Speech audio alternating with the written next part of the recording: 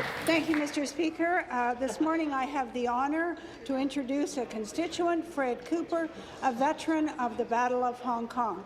He is accompanied by his son Ron and his daughter Diane.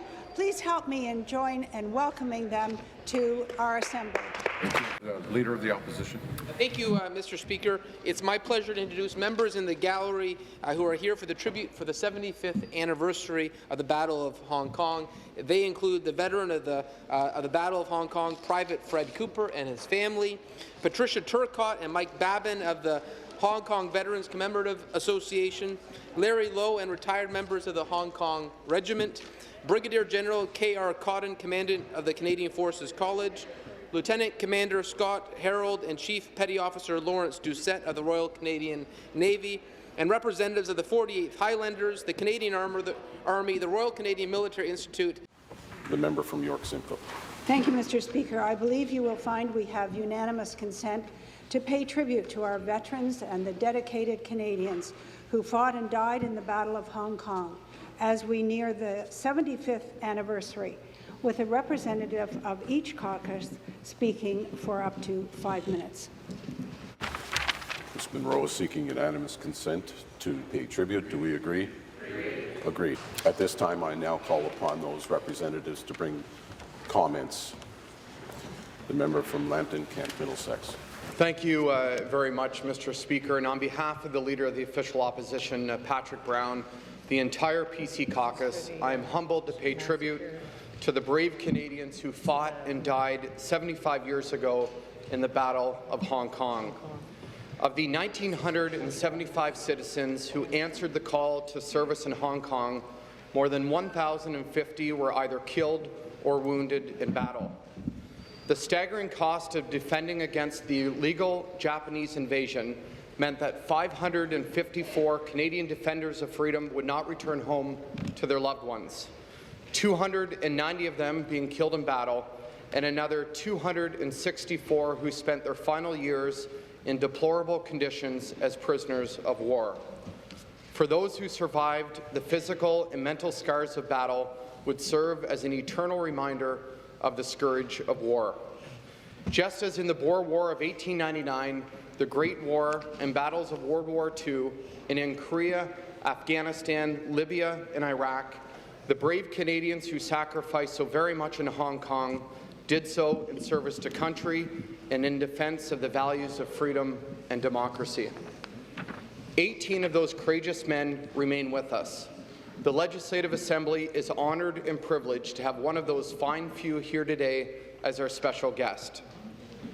Born in October 1919 in Toronto, Frederick Arthur Cooper enlisted with the Royal Regiment of Canada at the age of 21 and transferred to the Royal Rifles soon thereafter to perform guard duty. Then the orders came to deploy for the Pacific. Mr. Cooper landed in Hong Kong on November 16, 1941, and on the day after Christmas, only a few months after enlisting, he was taken by the Japanese as a prisoner of war. He would remain a prisoner of war for almost 4 years, laboring in the most difficult and trying conditions, forced to construct the runway in Kowloon, building cargo boats at Yokohama, and toiling in the coal mines in northern Japan. Mr. Cooper, thank you for your bravery and sacrifice during those many years.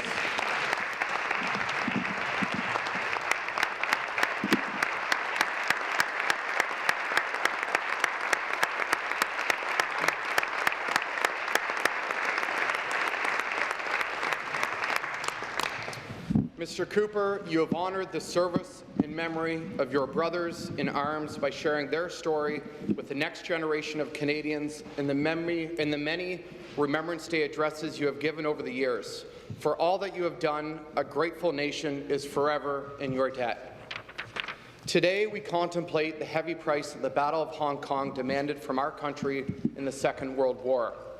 As we have seen in every battle in which Canadians have fought and died, the Battle of Hong Kong serves as yet another example of the courage and the spirit of the Canadian Armed Forces. That fight in the Pacific offers us many stories of courage. Despite our contingent being split in two, and in the face of insurmountable odds, they fought on. Isolated and outnumbered, our Royal Rifles and Winnipeg Grenadiers fought with everything within them in the defense of Hong Kong. But in the end, it was simply too much. On Christmas Day, 1941, after holding off the Japanese for 17 long and arduous days, the fight was over and Hong Kong finally fell. Those who survived the war returned to help make Canada stronger. Speaker, on behalf of the Leader of the Official Opposition, the entire PC caucus, and grateful Ontarians across the province, I would like to say thank you. Thank you to the families of the fallen who shoulder more of war's burden than the rest of us. Thank you to all those who proudly wear the Canadian Armed Forces uniform today. And thank you to all those who sacrificed so much in Hong Kong in December of 1941. Thank you.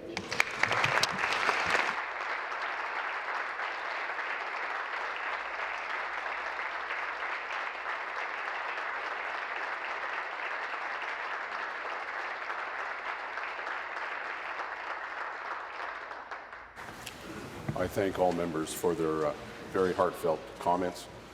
Sir, for yourself and for those that, your comrades that were left behind and those that are here, you exemplify the word hero. Thank you.